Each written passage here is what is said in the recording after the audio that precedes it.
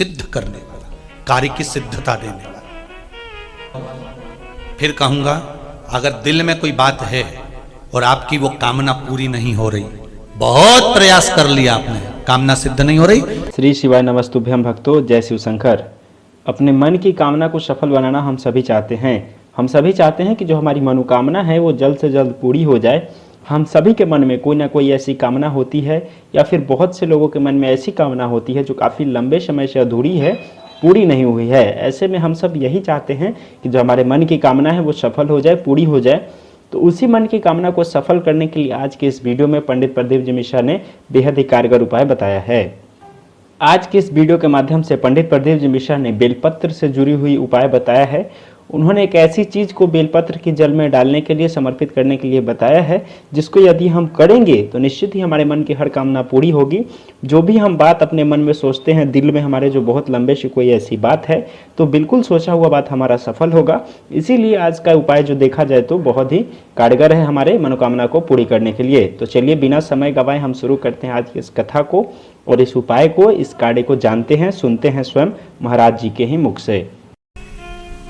चंद्र अपनी शीतलता कहीं ना कहीं प्रदान कर ही देता है। आप रखो उसको छुपाकर तो भी वो छुपेगा नहीं।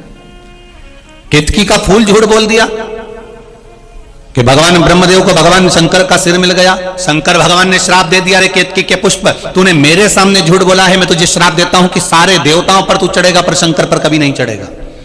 अगर केतकी का फूल भूल से भी शंकर भगवान पर चढ़ जाएगा तो 1000 गौ हत्या के बराबर दोष लग जाएगा। ये केतकी के फूल को श्राप था। गाय ने कहा कि ब्रह्मा जी को सिर मिल गया, तो भगवान शंकर ने गौ माता से भी कहा, तू गौ माता है, जगत की मां कहलाती है, जगत के लोग तुझे माता कहते हैं और तू जगत की मां होकर झूठ बोलती है। माता होकर तू झूठ बोल रही। तेरा पूरा शरीर पूज्य होगा, पर जिस मुख से तूने झूठ बोला है वो तेरा मुख अपूज्य हो। तेरा मुख अपूज्य है।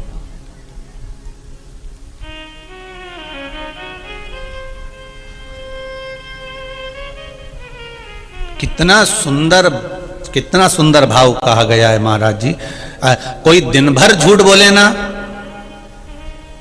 जरा जरा सी बात में अगर कोई झूठ बोल रहा हो, जरा जरा सी बात में छल कर रहा हो, जरा जरा सी बात में झूठ और प्रपंच कर रहा हो, तो शिव महापुराण की कथा ये कहती है कि अगर उसका मुख देख लो तो वापस घर के अंदर जाओ, गंगा जल छीट के फिर वापस जाओ।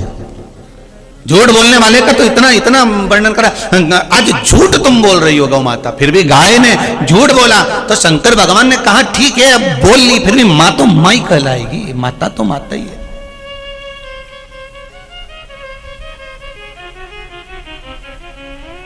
ब्रह्मा जी भी झूठ बोले, और जब ब्रह्मदेव झूठ बोले तब भगवान शंकर ने अपने पैर का अंगूठे का नख तोड़ा, फेंका, काल भैरव को प्रकट करा। काल भैरव ने अपनी चीटी उंगली का नख तोड़कर फिर ब्रह्मा जी का सिर काटा, तो ब्रह्मदेव का जो सिर कटा वो बट का वृक्ष हो गया, बड़ का पेड़ बन गया।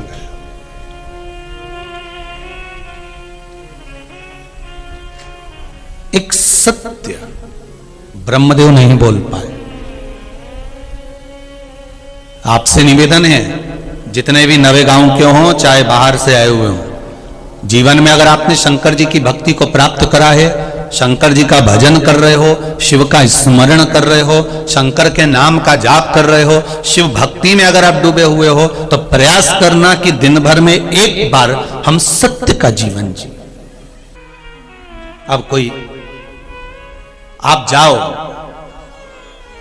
और कोई से जाकर कहे कि महाराज हमें बताओ कि पारद का शिवलिंग है तो हम उस पर क्या चढ़ा दें कि हमारी मनोकामना पूरी हो जाए। सफेद शिवलिंग है तो उस पर हम क्या चढ़ाएं कि हमारी मनोकामना पूर्ण हो जाए। काले पाषाण का शिवलिंग है तो हम क्या चढ़ाएं कि हमारी मनोकामना पूर्ण हो जाए। स्फटिक का शिवलिंग है हम क्या चढ़ाएं कि हमारी मनोकामना पूर्ण हो जाए। मां नर्मदा के जल से निकला हुआ नर्मदेश्वर शिवलिंग है, हम उसे क्या समर्पित कर दें कि हमारा कार्य सिद्ध हो जाए। भगवान का एक नाम है अघोर। ब्रह्मा जी को दर्शन दिया, अघोर मतलब सिद्ध नाम, सिद्ध करने वाला, कार्य की सिद्धता देने वाला। फिर कहूंगा, अगर दिल में कोई बात है और आपकी वो कामना पूरी नहीं हो रही, बहुत प्रयास कर लिया आपने, कामना सिद्ध नहीं हो रही, एक लोटा जल, एक जल का पात्र लीजिए, उस जल के पात्र को लेकर उसमें थोड़ा सा लाल चंदन डालकर बेलपत्री के वृक्ष के नीचे और देवाधिदेव महादेव को चढ़ाना प्रारंभ कर दीजिए, शिव को चढ़ाना थोड़ा सा जल। उसके बाद में एक लोटा जल स्वच्छ फिर शिव जी को चढ़ाओ। प्रयास करो बेलपत्री मिले, उस बेलपत्री पर लाल चंदन तीनों पत्तियों पर लगाकर लाल चंदन बेलपत्री के वृक्ष के नीचे समर्पित कर कर उसी बेलपत्री के वृक्ष के नीचे का बेलपत्र वापिस लेकर श्री शिवाय नमस्तुभ्यं बोलकर आपकी कामना कहकर भगवान शिव पर अघोरेश्वर महादेव का नाम लेकर आप चढ़ाना प्रारंभ करिए। बाबा आपका कार्य 3 महीने के अंदर पूर्ण कर देगा, सफलता देगा। शिव जी का एक नाम है अघोर।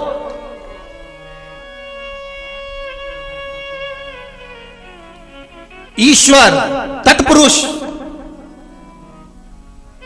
शिव का एक।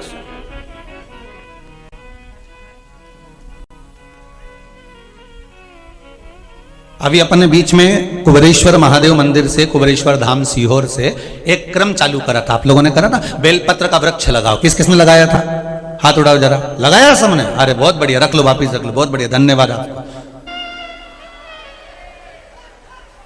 भगवान शिव ओघड़दानी त्रिकालदर्शी कैलाशी अविनाशी शिव कह रहे हैं, शंकर की कथा कर रही है, ओघड़दानी त्रिकालदर्शी कैलाशी का चरित्र कह रहा है कि आप जिस शिवलिंग में पूजन करने के लिए जा रहे हो, जिस शिवलिंग का आप आराधना करने जा रहे हो, उसका स्मरण आपकी चित्तवृत्ति में होना चाहिए कि हम किस शिवलिंग में पूजन कर रहे हैं और वहां जल चढ़ाने पर हमें किस किस चीज की प्राप्ति हो, हमें क्या क्या मिल रहा है, हमें क्या क्या प्राप्त हो रहा है।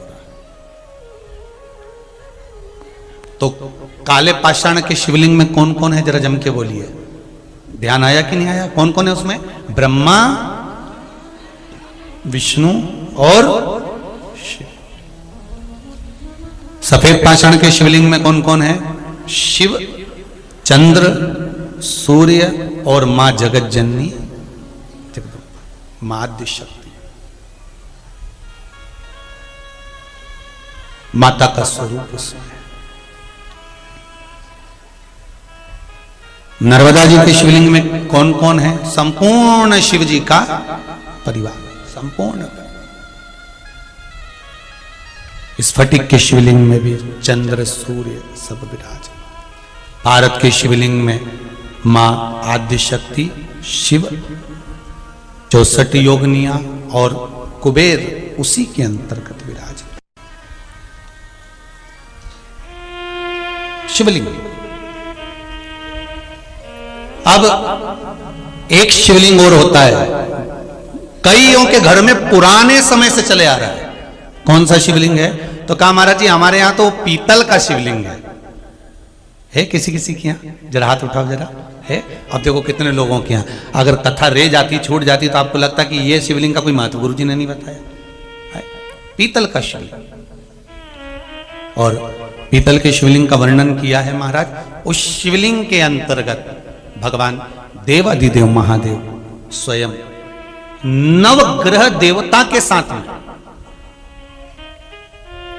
धातु के जितने शिवलिंग होते हैं, धातु के जो भी शिवलिंग हो, चांदी का, सोने का, आदि आदि जितने शिवलिंग धातु के होंगे, सारे शिवलिंग के अंतर्गत भगवान शंकर नवग्रह देव के साथ में, उनकी अर्धांगिनियों के साथ में, उनके कुल के साथ में विराजमान होते हैं।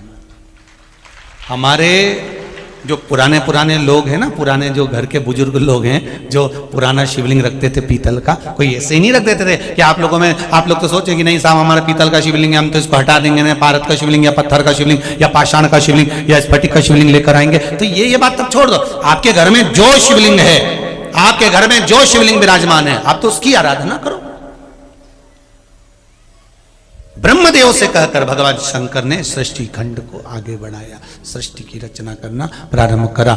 जब ब्रह्मा जी सृष्टि की रचना करने के लिए प्रारंभ हुए, तब देवता इतने प्रसन्न हुए कि ब्रह्मा जी और भगवान शंकर का गुणगान गाने लगे। जैसे ही गुणगान करने लगे तो भगवान शंकर के जो आनंद भाव में रहने वाले गंधर्व थे, जो भगवान शिव की भक्ति का आनंद सुख प्रदान करते थे, वही तुमरुका जी आज शंकर भगवान के भजन का नाद कर रहे हैं।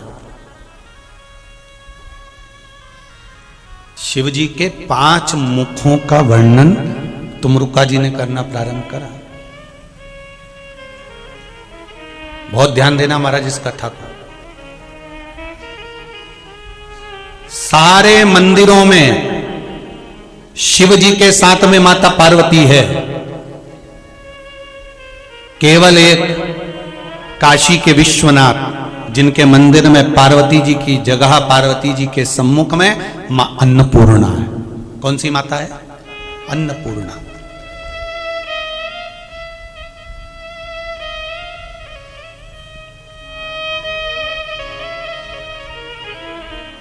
काशी कितने कोस की है? पहले कथाओं में कहा है। काशी कितने कोस की है? जम के बोलो जरा। 5 कोस की। काशी कितने कोस की? 5 कोस की काशी।